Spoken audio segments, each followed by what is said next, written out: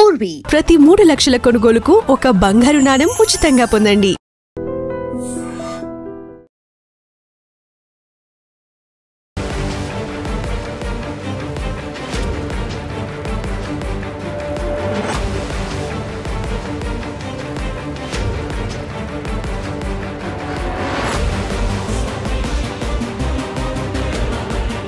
నమస్కారం, welcome to I dream.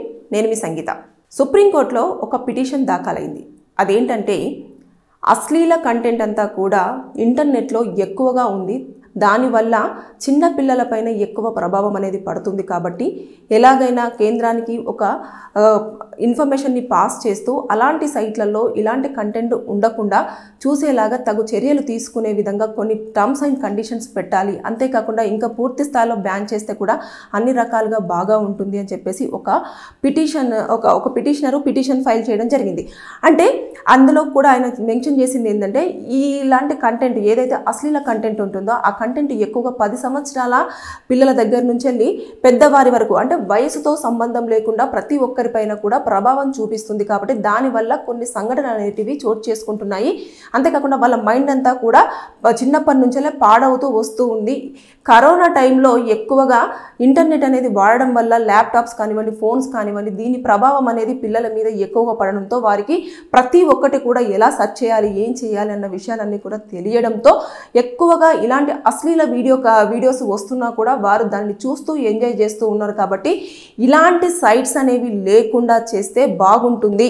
ఎక్కువగా పిల్లలందరూ కూడా మంచి మార్గంలో వెళ్ళే అవకాశం ఉంటుంది అని చెప్పేసి అందులో చాలా క్లియర్గా మెన్షన్ చేస్తూ ఏదైతే ఇన్ఫర్మేషన్ యాక్ట్ 2000 ప్రకారంగా 69A కింద కూడా కేంద్రానికి ఈ యొక్క ఏదైతే అశ్లీల కంటెంట్ ఉన్న సైట్స్ అన్ని కూడా బ్యాన్ చేయడానికి, అంటే దాన్ని మొత్తం లేకుండా చేయడానికి అన్ని రకాలుగా అధికారం ఉన్నప్పటికీ కూడా దానిపైన ఎందుకు చర్యలు తీసుకోవట్లేదు అన్న దానిపైన అతను చాలా క్లియర్గా చాలా స్పష్టంగా అందులో పాయింట్స్ అన్ని కూడా మెన్షన్ చేస్తూ ఆ పిటిషన్ దాఖలు చేయడం అయింది.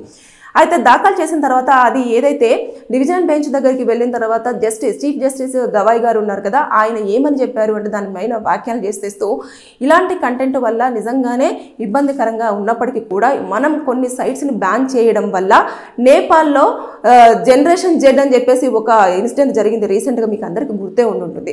అక్కడ ఫేస్బుక్, ఇన్స్టా, ట్విట్టర్ ఇవన్నీ కూడా క్లోజ్ చేయడంతో పెద్ద ఎత్తున మొత్తం ఒక విధ్వంసమే జరిగిపోయింది. అలాంటి సంఘటనలు కూడా చోటు చేసుకునే అవకాశాలు ఉన్నాయి. కాబట్టి దీన్ని చాలా సామరస్యంగా పరిష్కరించాల్సిన అవసరం ఉంటుంది. కాబట్టి ఇది చాలా వరకు ఇంటర్నెట్ అనేది పిల్లలు ఎక్కువగా యూజ్ చేయడము, పిల్లల చేతుల్లో ఫోన్లు ఎక్కువగా ఉండడము, అంతేకాకుండా ఇలాంటివి చేయడం వల్ల వాళ్ళు వాటికి ఎక్కువగా ప్రలోభం అవుతున్నారు. కాబట్టి ఒక 4 వారాల తర్వాత దీని మీద మనము స్పందిద్దాము అని చెప్పేసి అన్నట్టుగా ఆయన ఒక వాక్యాన్ని మెన్షన్ చేయడం జరిగింది. అయితే ప్రధానంగా ఇంకొకటి చెప్పుకోవాల్సింది ఏంటంటే ఎవరైతే చీఫ్ జస్టిస్ గవాయ్ గారు ఉన్నారో ఆయన ఈ నెల అంటే నవంబర్ 23వ తేదీన అతని పదవి విరమణ కాబోతుంది. కాబట్టి దీనిపైన ఏదైతే ఈ పిటిషన్ పైన అతను మాట్లాడడానికి అంత ఇంట్రెస్ట్గా లేరు అని చెప్పేసి అన్న పలు వాదనలు కూడా వినిపిస్తూ వస్తూ ఉన్నాయి. అంటే ఇంతగా సొసైటీలో దీనివల్ల ఎంతో ప్రమాదం ఉన్నది, ఇలాంటివన్నీ జరుగుతున్నాయి. ఈ మధ్య కాలంలో ఎక్కువగా ఈ అశ్లీల వీడియోస్ వల్ల జరగరాని సంఘటనలు చాలా వరకు చోటు చేసుకున్నాయి. అయినప్పటికీ అంటే వయసుతో ఎలాంటి సంబంధం లేకుండా 10 సంవత్సరాల వాళ్ళు 25 సంవత్సరాల వాళ్ళతోటి, అదేవిధంగా చిన్న చిన్న పిల్లలు పెద్దవాళ్ళతోటి, పెద్దవాళ్ళు చిన్న పిల్లలతోటి ఇలా కొన్ని ఈ వీడియోస్ వల్ల అట్రాక్టివ్ అయిపోయి సంబంధాలు పెట్టుకుంటున్న దాఖలు కూడా చూస్తూ ఉన్నాం. అయినప్పటికీ కూడా దీని మీద ఎవరు కూడా స్పందించకపోవడం చాలా బాధాకరం అని చెప్పేసి కూడా ఇందులో పిటిషనరు చెప్పినప్పటికీ కూడా ఆయన చాలా సింపుల్గా 4 వారాలలో మనం దీనిపైన ఒక నిర్ణయాన్ని ప్రకటించే అవకాశం ఉంటుంది, మీరు వెయిట్ చేయాలి అని చెప్పేసి చెప్తూ సాఫీగా దాన్ని పక్కన పెట్టడం జరిగింది.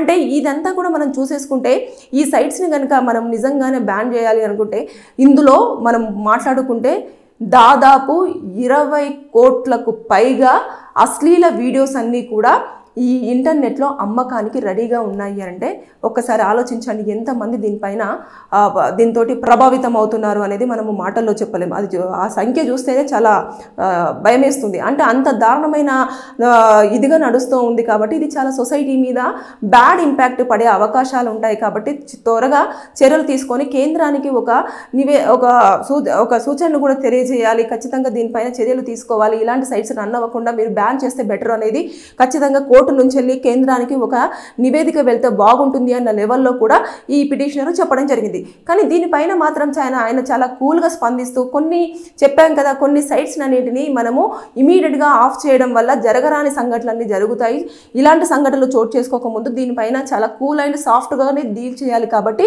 దానికోసం టైం తీసుకున్నాము, ఆ టైం తర్వాతనే మనం దానిపైన మాట్లాడే అవకాశం ఉంటుంది అని చెప్పేసి కూడా సీజే గవాయ్ గారు కూడా చాలా స్పష్టంగా క్లియర్గా చెప్పడం జరిగింది. అంటే 4 వారాల తర్వాత దీనిపైన ఏదైతే ఇంటర్నెట్లో ఎక్కువగా అశ్లీల వీడియోలన్నీ కూడా ఉంటున్నాయి దానిపైన అలాంటి సైట్ల పైన బ్యాన్ విధిస్తూ అవన్నీ కూడా లేకుండా చెయ్యాలి అని ఫైల్ అయిన పిటిషన్ మీద 4 వారాల తర్వాత వచ్చే నిర్ణయం కోసం వెయిట్ చేయాల్సిందే. Thank you. And for more videos, please subscribe to iDream. Please subscribe to iDream. Please subscribe iDream. And please subscribe to iDream. For more videos, subscribe to iDream. please like, share and subscribe to the channel. Congratulations, iDream. Subscribe to iDream.